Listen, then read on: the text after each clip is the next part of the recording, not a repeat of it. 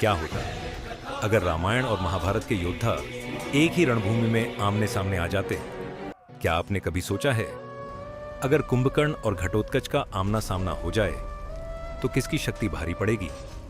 अगर रावण जैसे महाबली का सामना भीष्म जैसे अजय योद्धा से हो जाए तो परिणाम क्या होगा? अगर अंगद भिड़ जाए दुर्योधन से तो क्या वज्र शरीर जीत पाएगा या प्राण विद्या? और सोचिए, अगर गुरु द्रोण का सामना रावण पुत्र अतिकाय से हो जाए तो क्या ज्ञान जीतता या वरदान? मित्रों, यह कोई साधारण तुलना नहीं है। यह उन योद्धाओं का टकराव है जिन्होंने अपने अपने युग में युद्ध की परिभाषा बदल दी थी। और इस वीडियो में हम केवल कल्पना नहीं करेंगे, बल्कि शास्त्र, तर्क और शक्ति के आधार पर तय करेंगे कि असली विजेता कौन होता। तैयार हो जाइए इतिहास के सबसे बड़े काल्पनिक महायुद्ध के लिए। पहला मुकाबला कुंभकर्ण वर्सेस घटोत्कच। अब सोचिए, एक तरफ है कुंभकर्ण, एक ऐसा योद्धा जिसकी ऊंचाई पर्वत जैसी, जिसका बल प्राकृतिक और जिसकी सहन शक्ति असीमित। कहा जाता है वह केवल राक्षस नहीं था, बल्कि भगवान विष्णु के द्वारपाल विजय का अवतार था। उसकी ताकत किसी वरदान पर नहीं, बल्कि उसके शरीर की संरचना पर आधारित थी। जब वह चलता था, धरती कांपती थी। जब वह प्रहार करता था तो देवता तक डर जाते थे। अब दूसरी तरफ घटोत्कच, एक ऐसा योद्धा जो आधा मानव और आधा राक्षस था। उसकी सबसे बड़ी ताकत उसकी माया थी। वह पल भर में अदृश्य हो सकता था, पल भर में आकार बदल सकता था, और सबसे खतरनाक बात, रात में उसकी शक्ति कई गुना बढ़ जाती थी। अब सोचिए, अगर इन दोनों का युद्ध हो तो क्या होगा? शुरुआत में घटोत्कच अपनी माया का जाल फैलाएगा।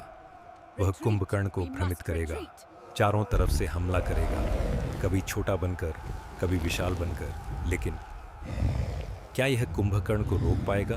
यही सबसे बड़ा सवाल है, क्योंकि कुंभकर्ण की सबसे बड़ी ताकत है उसकी सहन शक्ति। उसने इंद्र के वज्र को सहा था। अब सोचिए, जिस योद्धा पर वज्र का असर नहीं हुआ, क्या वह माया से हार जाएगा? धीरे धीरे घटोत्कच की ऊर्जा कम होने लगेगी, और जैसे ही वह एक बार कुंभकर्ण की पकड़ में आएगा, युद्ध खत्म। विजेता कुंभकर्ण। अब अगला मुकाबला भीष्म वर्सेस रावण। अब सोचिए, एक तरफ रावण जिसने कैलाश पर्वत उठा लिया था, जिसके पास 10 सिर और अनगिनत शक्तियां थीं, और दूसरी तरफ भीष्म पितामह, एक ऐसा योद्धा जिसे इच्छा मृत्यु का वरदान प्राप्त था। अब सवाल यह है, कौन जीतेगा?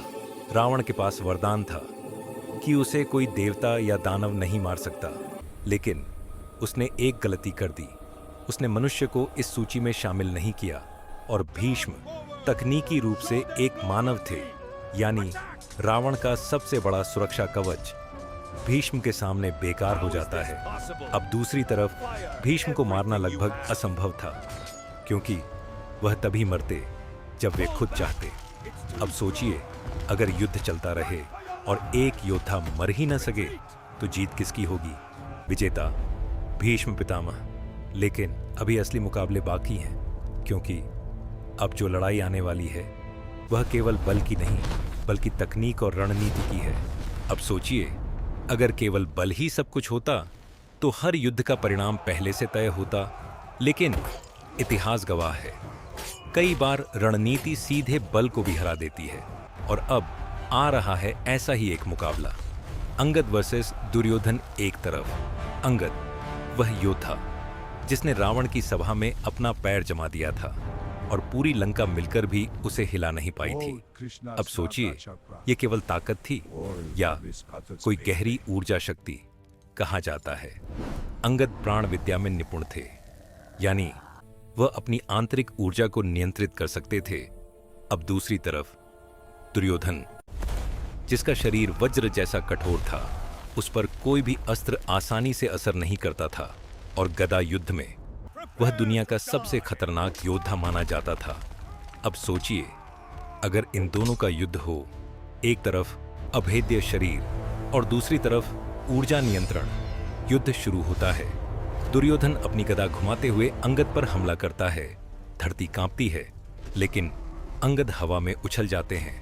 उनकी गति दुर्योधन से कई गुना तेज है। अब अंगद ऊपर से प्रहार करते हैं, लेकिन दुर्योधन का वज्र शरीर उसे सह लेता है। अब निर्णायक मोड़ अंगद समझ जाते हैं कि दुर्योधन का संतुलन उसके पैरों पर टिका है, और तभी अंगद अपनी पूंछ से दुर्योधन के पैरों को जकड़ लेते हैं और एक झटके में उसे जमीन पर गिरा देते हैं। विजेता अंगद। अब अगला मुकाबला गुरु द्रोण वर्सेस अतिकाय। अब सोचिए, एक तरफ अतिकाय रावण का वह पुत्र जिसे ब्रह्मा से ऐसा कवच मिला था जिसे कोई भी अस्त्र भेद नहीं सकता था, और दूसरी तरफ गुरु द्रोणाचार्य, अस्त्रों के महासागर, ज्ञान के स्वामी। अब सवाल यह है, क्या वरदान जीतता है या ज्ञान? युद्ध शुरू होता है।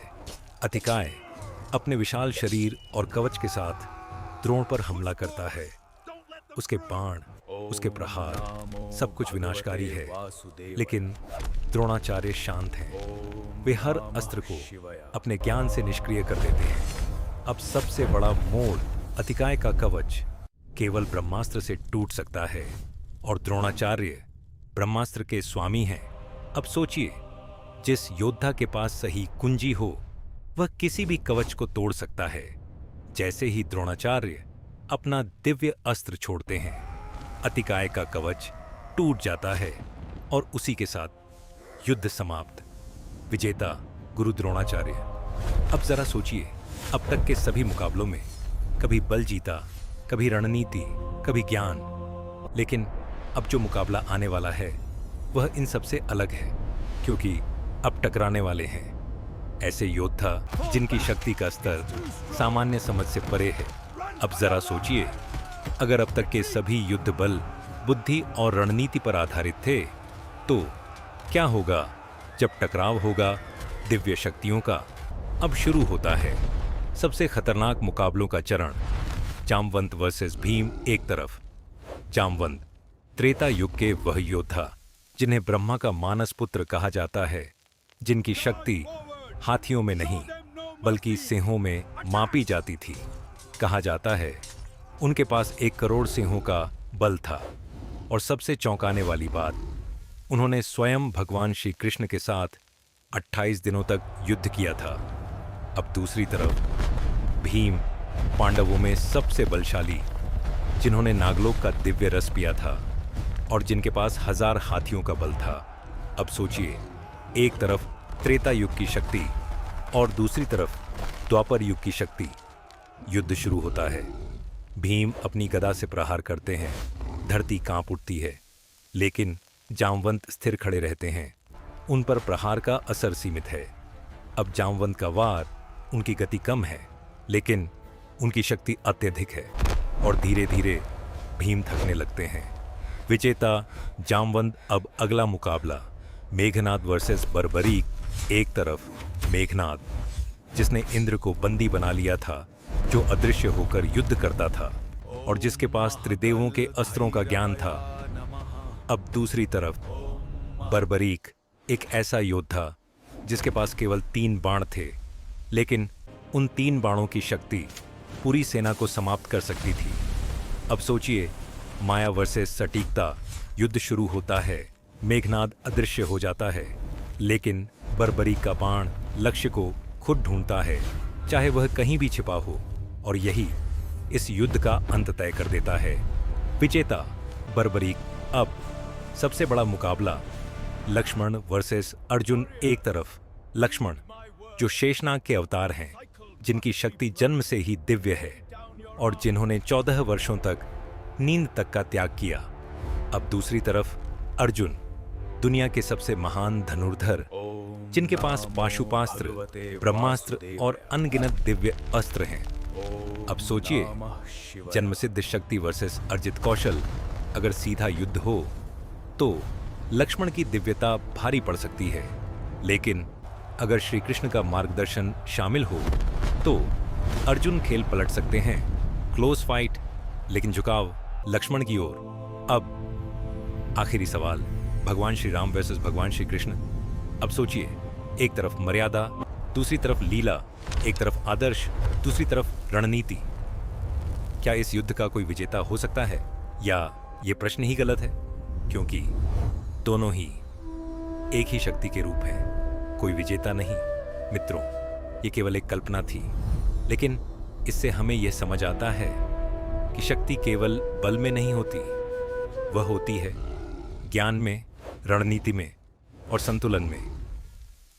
अगर आपको यह महायुद्ध पसंद आया तो वीडियो को लाइक जरूर करें, और ऐसे ही खतरनाक और दिमाग हिला देने वाले वीडियो के लिए चैनल को सब्सक्राइब करें और कमेंट में लिखें जय श्री राम या जय श्री कृष्ण, क्योंकि असली युद्ध बाहर नहीं, हमारे अंदर होता है।